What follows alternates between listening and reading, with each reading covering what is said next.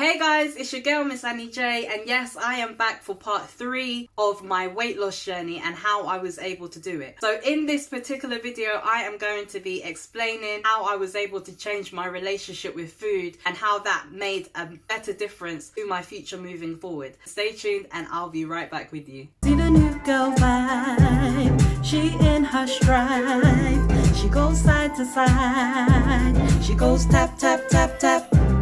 See the new girl vibe, she in her stride, she goes side to side. Okay guys, you've heard me talk about having the mindset, you've heard me talk about being able to do it by myself, and this is where I implemented both of those things. Now I knew that my relationship with food was absolutely diabolical. I would eat what I wanted as much as I wanted, I had no self-control, and I literally just did not really care. Weight loss is 75% food and 25% fitness. Changing my relationship with food really made me see where that saying comes from. I'm going to talk you through 10 mini steps I went through to be able to achieve this. Step 1, get rid of all the junk food. I had crisps, chocolates, like frozen fast food, you name it. I just had unhealthy food. I've been doing this for a long time and I knew that it was now time to change the ball game completely. Even though I still dabble, it is not on the scale as it was in the past. Nobody needs really any guidance on what is junk food. You just kind of know the foods that are not healthy for you. I didn't give myself a time scale or try and finish these because I have spent money on them. I want to start now. Number 2, researching healthy recipes. This was my pivotal moment. I had a look on Google and I looked at vegan recipes. Now I am not vegan. I love eating meat. I don't know if I will ever change that. However,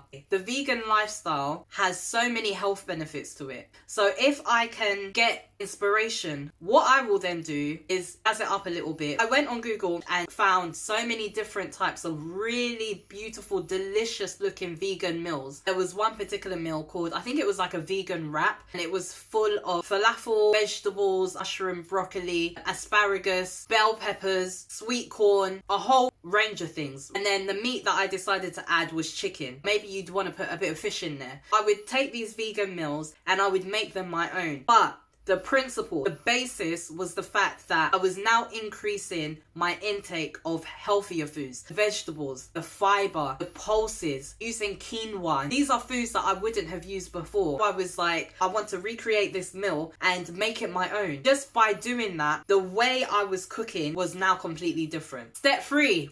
Doing my regular shop. This had to change because the way I used to shop looks so much different to the way I shop now. I didn't necessarily have time to go and do the shop myself every week, so I started to order my food online before the weekend. Then during the weekend, this is where we move on to step 4. I would then do my meal prepping. I would buy my food in bulk, I season my food, and then I would box them. If I didn't have enough containers, I would bag them in freezer bags. And then what that would do is now allow me to move on to my next step, which was being able to prepare fresh, healthy meals. I would have all my food prepped. During the week, I'm mega busy with work, filming these videos. I don't have the time to be able to make things from scratch every time, and this is where meal prepping came in so handy, guys. Meal prep, meal prep, meal prep. Buy things in heaps and just prep them and store them. But I am not necessarily a big fan of breakfast. That is just my personal preference. I am a constant intermittent faster. Now I have heard it's not good to skip breakfast. I've heard it's good to skip breakfast. Everyone has their opinion. Breakfast doesn't work for me personally. I tend to eat from lunchtime and then I'll eat my dinner and then that's it. So if you do want to incorporate breakfast and you normally eat a type of breakfast that is quite unhealthy, this is the time when you want to switch it up. Get yourself some plain yogurt rather than having really sugary cereals. You want more the natural sugars that comes from foods that haven't been refined. You know you are doing this to change your future moving forward. Now,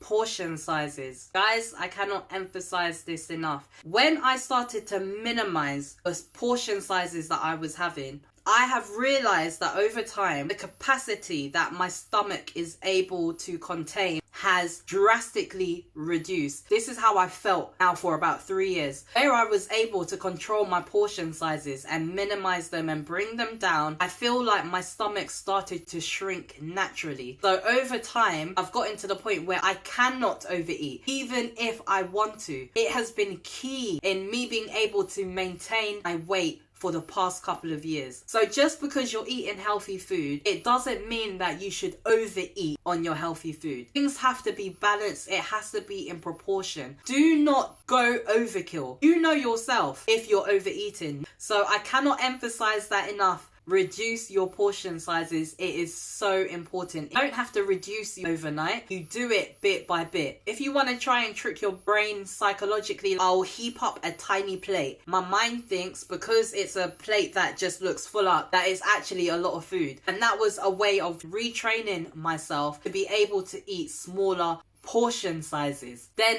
another step is to reduce your sugar intake. I love my desserts, and I had to start slashing and dicing all of those foods that I was eating. Instead of having sugar in my tea, I now have honey. If you had said that this is what I would be doing 3 or 4 years ago, I would have laughed in your face. But that is my life now. So where I feel like, okay, I can avoid that level of sugar content, I will switch it out for something healthier, or I won't have it at all. Just little changes like that, it goes such a long way. Then the next step is taking control of your social life. People would invite me places, and if I felt like that environment wouldn't be conducive to the lifestyle that I was trying to develop for myself, then I would turn it down. There's always going to be socials and events and things that you're going to get invited to. But if you feel like if you were to step out into a particular event that you would have no control over your food intake and things like that, then it's time to just take a step back away from those things just for the moment whilst you are developing this new level of discipline, especially if they were like dinners and things like that. The best way for me to handle that was to remove myself from that type of environment completely. This was so important to me, and this was the only way that I was going to be able to make it happen. Then the next step is truly commit to it. This is a commitment to you. I want to definitely see this change happen. I am going to commit to it on all levels. It is really time to actually take control and be able to make this work for me. That was my focus. My friends didn't see me. My family didn't see me. I was literally grinding hard behind closed doors because I was sick and tired of seeing myself in a certain way. You're the only one that can make it happen. Lastly, make sure you celebrate your success. You might be somebody that is happy to jump on a weighing scale once every couple of weeks. That wasn't really my thing, especially for us women. We go through our hormonal changes with our period and things like that. There's times in a month where we're holding water weight and weight will go up, down, etc. I didn't want to weigh myself all the time because I didn't want it to pull my focus away from what I was trying to do. When I would step on the scales, I see that the scales have gone down.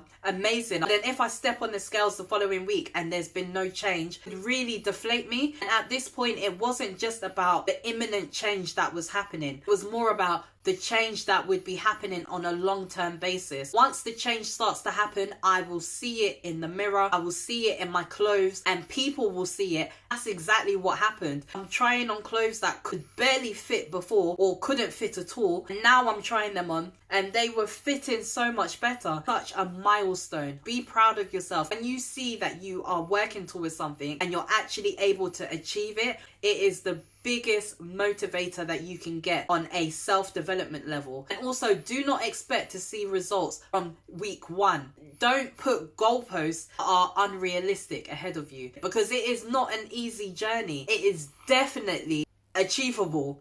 It can be done.